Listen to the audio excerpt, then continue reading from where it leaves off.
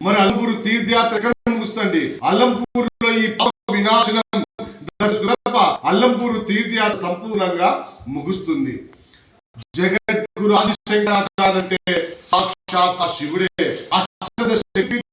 జగద్గురు దర్శించుకోవడం జరిగింది. జగద్గురు అల్లంపూర్ దర్శించినప్పుడు, ఈ పాప వినాశ దర్శించినప్పుడు కాశీ క్షేత్రానికి, పాపనాశికి, అల్లంపూర్లోని దేవాలయాలకి ఒకే పోలిక ఉండే గనక ఈ క్షేత్రాన్ని దర్శించుకున్న, కాశీ క్షేత్రాన్ని దర్శించుకున్న ఒకేలాంటి ఫలితం లభిస్తుంది. ఒకే పోలిక చెప్పడం జరిగింది జగద్గురు శంకరాచార్య. ఏమా పోలికలు? జగద్గురు చెప్పిన ప్రవచనం ఏమంటే, బ్రహ్మేశ విశిశేషం సాకాశీ హేమలాపురి సాగంగా తుంగభద్రేయం సత్తమే తన్నమే నమః, సత్తమే తన్నమే నమః. ఇది నిజంగా నిజమని జగద్గురు కాశీ గుళ్ళకి పోలికలు ఏమని? అల్లంపూర్లో బ్రహ్మేశ్వరు ఉంటే కాశీలో విశ్వేశ్వరుని, బ్రహ్మేశ్వరుడు విశ్వేశ్వరుని, సాకాశీ హేమలాపురి అక్కడ క్షేత్రం కాశీ అనే పేరుతో హేమలాపురి అని, కాశీయే ఈ హేమలాపురం సాగంగా తుంగభద్రేయం. కాశీలో ఉత్తరాహిణి గంగా నది ఉత్తరాన్ని ప్రవహిస్తే అల్లంపూర్ ఉత్తరవాహిని తుంగభద్ర నది ఉత్తరాన్ని ప్రవహిస్తుంది. కాశీలో కోటి శివలింగం అంటే అల్లంపూర్లో కోటి ఒక శివలింగం. కాశీలో విశాలాక్షమ్మారు శక్తిపీఠ జోగులాంబాదేవి, కాశీ బ్రహ్మాలయం ఉంటే ఇక్క బ్రహ్మాలయం, కాశీలో గంగా యమునా సంగమం ఉంటే కృష్ణభద్ర, కాశీలో పాప వినాశనం క్షేత్రం ఉంటే ఇక్కడ ఈ పాప వినాశనం. కాశీలో మొదర్శనాలు పాపరాశి క్షేత్రం మొదర్శనం వాల్వేయగలుగుతాయి. ఇక్కడ మరగత మహాశివలింగం అండి. ఇది విశేషం. మరగత మనగా ఆకుపచ్చ. మన భారతదేశంలో మరగత మహాశివలింగాలు చాలా దుర్లభం. అలాంటి గర్భగుడిలో 14 సంవత్సరాల మరగత మహాశివలింగం మీకు దర్శనమిస్తుంది. కోటేశ్వరరావు గారు ఉదయం కూడా ప్రవచించారు. మనిషి జన్మించిన దక్షిణ కాశీ అల్లంపూర్లో పాపనాశిలో మరగత శివలింగాన్ని ఒక్కసారి దర్శించుకోవాలి. చాగంటి కోటేశ్వర చెప్పే శివలింగం ఇదే. అంటే మనిషి చనిపోయే లోపల ఒక్కసారి దర్శించుకున్నా చాలు. అంటే 10 వారానికి నెలకోసారి అవసరం లేదు. ఎందుకంటే మనిషి జన్మించిన తర్వాత ఒక్కసారి మరగత శివలింగం దర్శించుకోవాలి. చాగంటి కోటేశ్వరరావు గారు ఇంకొక విషయం చెప్తున్నారు. ఏ శివలింగానికి దీని గీతలు ఉంటావో అదే బ్రహ్మసూత్రం అంటారు. అల్లంపూర్ ప్రతి ఒక్క శివలింగానికి బ్రహ్మసూత్రము లేదా సూత్రాలు మీకు దర్శనమిస్తాయి. మామూలు శివలింగానికి బ్రహ్మసూత్రం ఉంటే ఆ శివలింగం 1000 శివలింగాలకు సమానం. అదే మరగతాన్ని బ్రహ్మసూత్రంతో పెడితే ఆ శివలింగం కోటి శివలింగాలతో సమానం.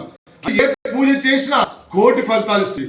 అంటే అభిషేకం చేసిన, అర్చన చేసిన, లేదా శివ పంచాక్షర మంత్రం ఓం నమ శివాయ అని ఒకసారి జపించిన కోటి సార్లు జపించిన ఫలితం లభిస్తుంది. పాప వినాశం పేరులో ఉందండి. పాపాలు వినాశం అయ్యే క్షేత్రం.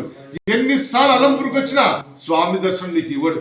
మీలో ఒక భక్తుడు ఒక భక్తురాలు ఉంటే వారు రావడం వల్ల ఈ క్షేత్రాన్ని ఈజీగా దర్శించుకోగలవు. ఎన్నిసార్లు అల్లంపూర్కి వచ్చినా స్వామి దర్శనం నీకు ఇవ్వడు. మరి ప్రతి ఆశకి విశేషణ అభిషేకాలు ఈ క్షేత్రం జరుగుతుంటే మీకు మంగ్లీ గారు బాగా పరిచయం. మంగ్లీ సింగర్ నీళ్ళు నీళ్ళు కంటున్నాడు ఒక డాన్స్ ప్రోగ్రామ్ చేసి చూసారా? ఆ పాట సాంగ్ తీసి నీకులే.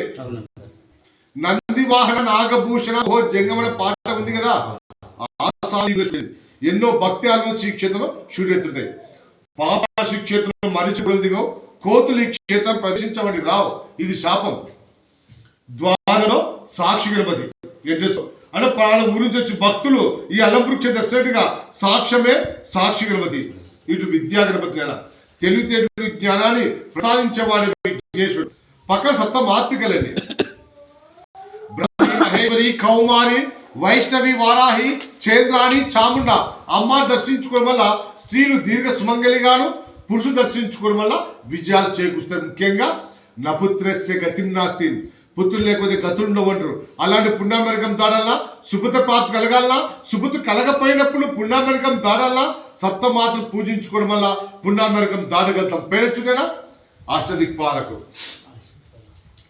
మొట్టమొదటిసారి రావణ బ్రహ్మకి శాపాలు పెట్టింది వారే.